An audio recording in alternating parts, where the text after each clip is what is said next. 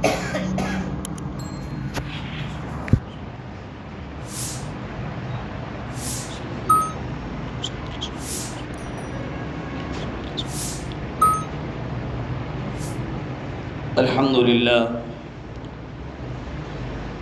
لله نحمده ونستعينه ونستغفره ونعوذ بالله من شرور أنفسنا ومن سيئات أعمالنا. من يطع الله ورسوله فقد رشد واهتدى، ومن يعص الله ورسوله فقد ضل وغوى. أما بعد، فإن أصدق الكلام كلام الله، وأحسن الهدي هدي محمد صلى الله عليه وسلم، وشر الأمور محدثاتها، وكل محدثة بدعة، وكل بدعة ضلالة، وكل ضلالة في النار. أعوذ بالله السميع العليم من الشيطان الرجيم. بسم الله الرحمن الرحيم. يا أيها الناس اتقوا ربكم الذي خلقكم من نفس واحدة، وخلق منها زوجها، وبث منهما رجالا كثيرا ونساء. واتقوا الله الذي تساءلون به والأرحام، إن الله كان عليكم رقيبا. يا أيها الذين آمنوا اتقوا الله حق تقاته ولا تموتن إلا وأنتم مسلمون. يا أيها الذين آمنوا اتقوا الله وقولوا قولا سديدا يصلح لكم أعمالكم ويغفر لكم ذنوبكم، ومن يطع الله ورسوله فقد فاز فوزا عظيما. اللهم صل على محمد وعلى آل محمد كما صليت على إبراهيم وعلى آل إبراهيم إنك حميد مجيد. اللهم بارك على محمد وعلى آل محمد كما باركت على إبراهيم وعلى آل إبراهيم إنك حميد مجيد. يا أيها الذين آمنوا استعينوا بالصبر والصلاة إن الله مع الصابرين. دور حاضر کے اندر جو کہ ایک فتنوں کا انبار ہے، ہر طرف فتنے پھیلے ہوئے ہیں، ہر طرف فتنوں کی یلغار ہے، اور اس کے ساتھ ساتھ وقت جو اس طرح نکل رہا ہے جو اس بات کا واضح اندیشہ دے رہا ہے کہ اللہ رب العالمین نے جس کے حوالے سے کلام مجید کے اندر فرمایا کہ یوم یفر المرء من اخیہ وامہ وابیہ وصاحبتہ وبنیہ، اس دن کے حوالے سے اللہ تعالیٰ نے بتایا کہ اس دن بھائی بھائی سے بھاگ جائے گا، ماں بیٹے سے بھاگ جائے گی، بیٹا باپ سے بھاگ جائے گا. اس کا آنا انتہائی قریب ہو رہا ہے. لیکن دور حاضر کے جو فتنے ہیں، ان فتنوں کے اندر ہم اللہ رب العالمین کی مدد کو کس طرح حاصل کریں، اللہ رب العالمین کی مدد ہم کس طرح اپنے اوپر اس کو بلائیں کہ اللہ رب العالمین کی رحمت ہمارے اوپر آ جائے. اللہ رب العالمین نے کلام مجید کے اندر اس بات کی وضاحت فرمائی. یا ایھا الذین آمنوا استعینوا بالصبر والصلاۃ، اے ایمان والو، اللہ تبارک و تعالی کی مدد آپ کو مل سکتی ہے، اللہ رب العالمین کی مدد آپ کو حاصل ہو سکتی ہے آپ اس کو حاصل کرتے ہو اس کا ایک ہی طریقہ ہے، بالصبر والصلاۃ، کہ صبر اور نماز کے ذریعے ہی اللہ رب العالمین کی مدد آپ کو حاصل ہو سکتی ہے۔ آج تک ہم نے یہ پڑھا ہے کہ استعینوا بالصبر والصلاۃ، اللہ رب العالمین کی مدد حاصل ہوتی ہے صبر اور نماز کے ذریعے، لیکن ہم میں سے اس مدد کا جو صبر اور نماز کے ساتھ حاصل ہوتی ہے، مشاہدہ کم لوگوں کو ہی حاصل ہوا ہوگا۔ یہ مشاہدہ ہم احادیث کی طرف آتے ہیں، اس میں ہمیں یہ مشاہدہ ملتا ہے کہ اللہ رب العالمین نے جو فرمایا کہ استعینوا بالصبر والصلاۃ، نماز اور صبر کے ساتھ مدد اس کی حاصل ہوتی ہے، احادیث سے ہمیں یہ مشاہدہ ملتا ہے اس آیت کا۔ آئیے ہم اس کی طرف چلتے ہیں۔ سیدنا ابو ہریرہ حدیث کے راوی ہیں، امام بخاری رحمہ اللہ نے اس سے روایت کو نقل کیا ہے صحیح بخاری کے اندر۔ کہتے ہیں کہ ایک عورت، نبی علیہ الصلوۃ والسلام اس عورت کے پاس سے گزرے، اللہ کے رسول نے اس عورت کو دیکھا کہ اس عورت کی کیفیت یہ تھی، وہ ایک قبر پر کھڑی ہوئی ہے، زور زور سے دھاڑے مار کر رونے لگی، رو رہی ہے اور بآواز بلند الفاظ استعمال کر رہی ہے۔ اللہ کے پیغمبر نے فرمایا، اے اللہ کی بندی، اللہ تعالیٰ سے ڈر جاؤ اور صبر سے کام لو۔ ایک مرتبہ پیغمبر صلی اللہ علیہ وسلم نے اسے یہ فرمایا، دوسری مرتبہ بھی یہ فرمایا، 3 بار بولا۔ 3 بار بولنے کے بعد اس عورت نے پیغمبر علیہ السلام سے جس انداز سے بات کی، احادیث کے اندر راوی نے وہ الفاظ نقل کیے ہیں کہ اتنا بہیمانہ انداز تھا اس کا، کہتی ہے جاؤ جاؤ اپنا کام کرو، آپ کو معلوم نہیں ہے نا، آپ کے اوپر یہ بات نہیں گزری ہے، آپ مجھے سمجھانے آئے ہو۔ اللہ کے پیغمبر چلے گئے۔ چلے جانے کے بعد ایک شخص اس کے پاس آتا ہے، آ کر کہتا ہے کہ یہ جو تیرے پاس ابھی تھوڑی دیر پہلے کھڑا تھا، یہ اللہ کا رسول ہے، تو انہیں کس انداز کے ساتھ بات کی ہے، تیرا طریقہ انداز کیا تھا بات کرنے کا؟ اور وہ عورت جیسے ہی سنتی ہے کہ اللہ کا رسول ہے، اچانک اس کے حواس باخطہ ہو جاتے ہیں، حواس کھو بیٹھتی ہے کہ یہ میں نے کیا کر دیا۔ اس کو اس وقت صدمہ تھا، اس صدمے میں اس سے صبر نہیں ہو رہا تھا۔ نبی علیہ الصلوۃ والسلام اس سے صبر کی تلقین کر رہے تھے، لیکن اللہ کے پیغمبر کے ساتھ انہوں نے انتہائی بے ادبی سے اس عورت نے بات کی۔ پھر آتی ہیں اللہ کے رسول کے پاس، فوراً آتی ہیں، آ کر کہتی ہیں اللہ کے رسول اب میں صبر کر لیتی ہوں۔ پیغمبر علیہ السلام نے فرمایا، صبر صدمے کے وقت ہوتا ہے، اب تیرا صبر کرنا یا نہ کرنا برابر ہے، اب تیرا صبر تم کرو یا نہ کرو، اب تو صبر کرنا ہی ہے نا۔ اس وقت آپ کو میں نے کہا، آپ کو میں نے صبر کی تلقین کی، آپ نے اس سے انکار کیا، اب صبر کرو یا نہ کرو۔ تو عزیز ساتھیو، اللہ تبارک و تعالی نے کلام مجید کے اندر یہ جو بات کی کہ صبر اور نماز کے ذریعے ہی اس کی مدد حاصل ہو سکتی ہے۔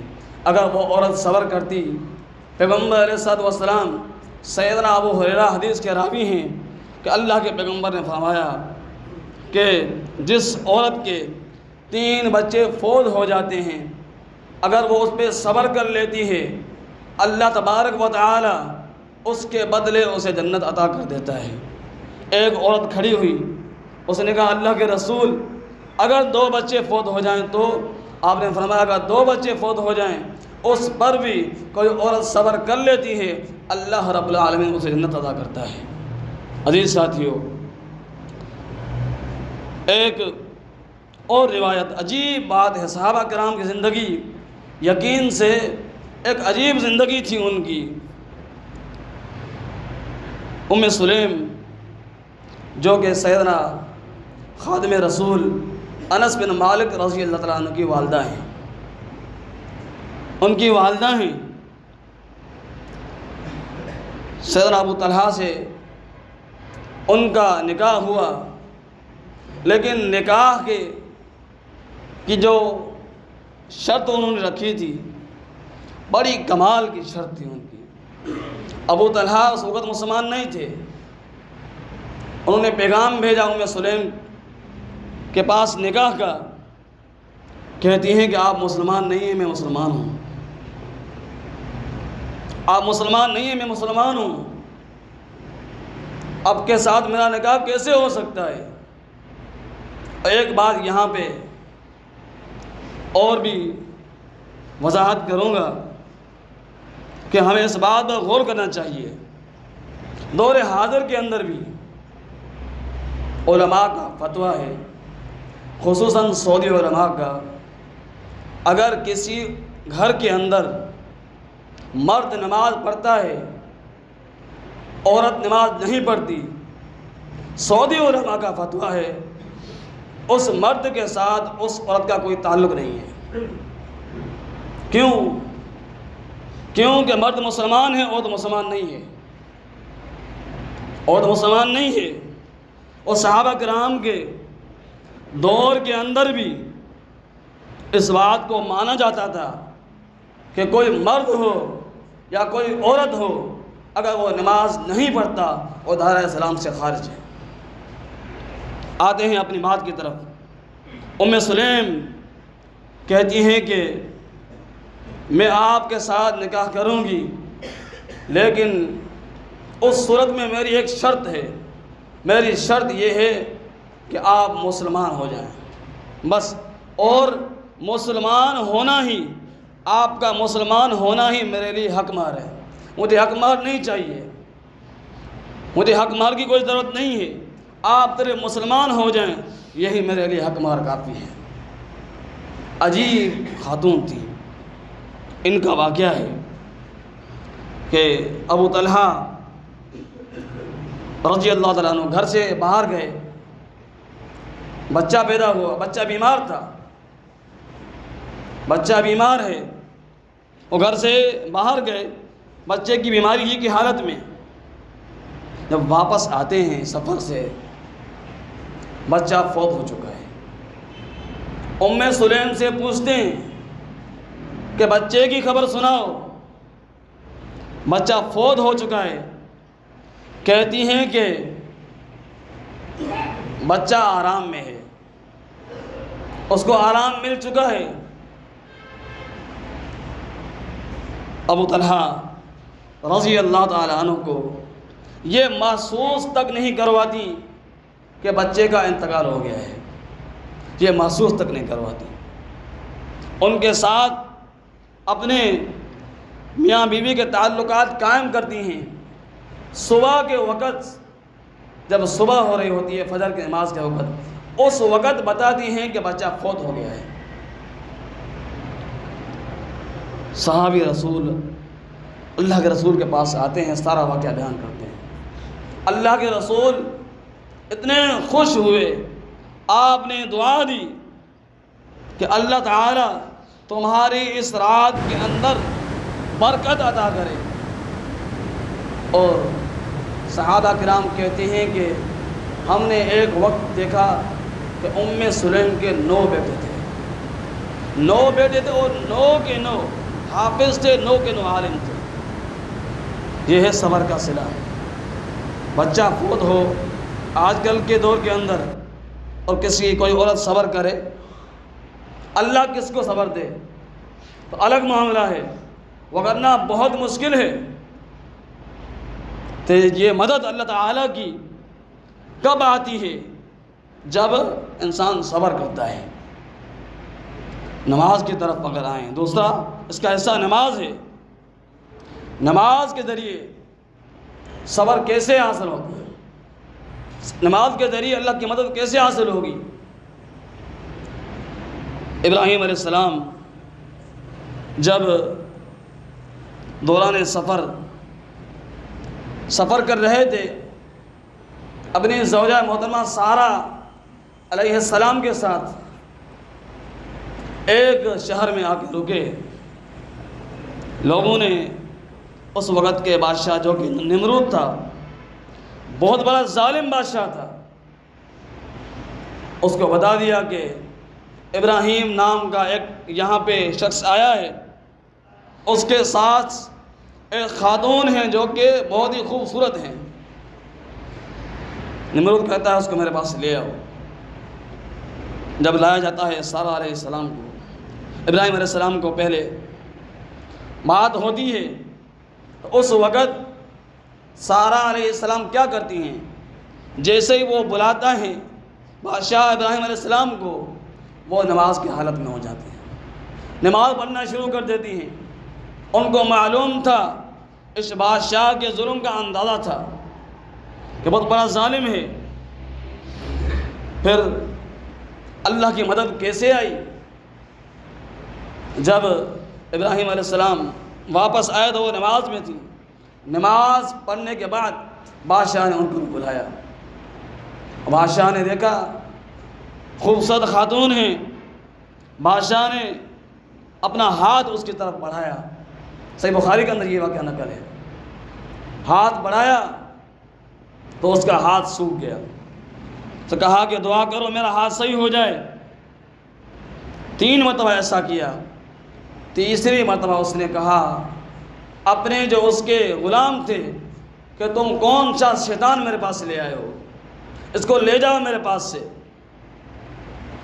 اور ان کے پاس پہلے اس بادشاہ کے پاس ایک خاتون تھی، کہا کہ آجر کو بھی ابراہیم علیہ السلام کے حوالے کر دو، یعنی ہاجرہ جس کا جو عمل صفا مروہ کی صحیح ہے، اللہ نے جو قبول کیا اور رہتی دنیا تک کے لیے آنے والے لوگوں کے لیے اس کو ضروری قرار دے دیا، حج کا رکن کا حصہ بنا دیا، عمرے کا، اس عورت کو ابراہیم علیہ السلام کے حوالے کیا گیا۔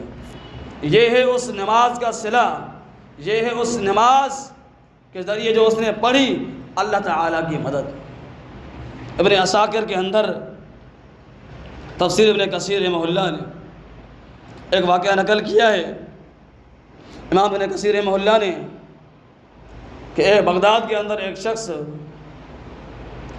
ایک کام اس کا یہ تھا کہ کھچر پر وہ دمشق سے دوسرے شہر کی طرف لوگوں کو لے آتا اور لے جاتا کرائے پر۔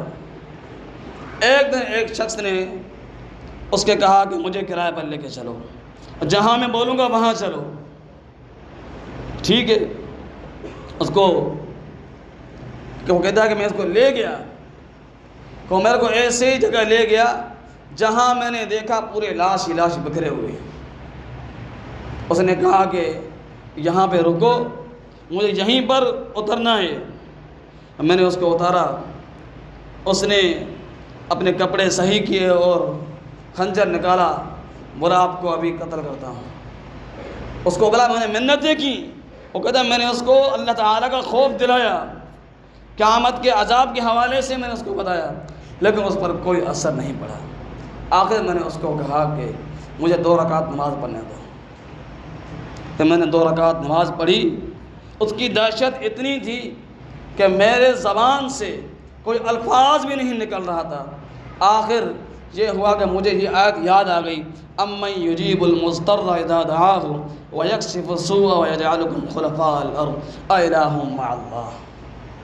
یہ آیت میرے زبان پہ جاری ہو گئی نماز کے اندر۔ میں نماز ہی کی حالت میں تھا کہ میں دیکھتا ہوں کہ اچانک گھوڑے پر ایک سوار آیا اور اس نے ایک کھنجر آ کے اس شخص کے پیٹ میں ماری اور وہ شخص وہیں پر ختم ہو گیا۔ میں نے اس سے پوچھا تم کون ہو؟ زبردستی کر کے پوچھا میں نے اسے۔ اس نے کہا مجھے اس نے بھیجا ہے جو لوگوں کی مشکل میں کام آتا ہے، جو لوگوں کے مشکل مسائل حل کرتا ہے۔ اب اندازہ لگائیں اس طرح کی نمازیں اگر ہماری ہوں، ایسی نمازیں جو اللہ تعالیٰ کو پسند ہوں، ایسا صبر جو اللہ تعالیٰ کو پسند ہو، یقیناً اللہ تعالیٰ کی مدد آج ہمیں بھی حاصل ہو سکتی ہے۔ ہمارا صبر سب کچھ کرنے کے بعد، سامنے والے کے ساتھ سب کچھ کرنے کے بعد اگر ہم صبر کر لیں، وہ صبر نہیں ہوتا۔ اب ہم نے حدیث سن لی آپ نے، اور نمازیں ہماری ایسی ہوں، نمازیں ہم پڑھ رہے ہوں، ہمارا دھیان کسی اور طرف ہو، تو وہ نمازیں اللہ تعالیٰ کی ہاں قابل قبول نہیں ہوتی۔ ان نمازوں کے ذریعے ہم اللہ سے کبھی بھی مدد حاصل نہیں کر سکتے ہیں۔ اللہ رب العالمین سے دعا ہے کہ ہمیں صحیح معنی میں دین کی سمجھ عطا فرمائے۔ ھذا ما عندی وما توفیقی الا باللہ۔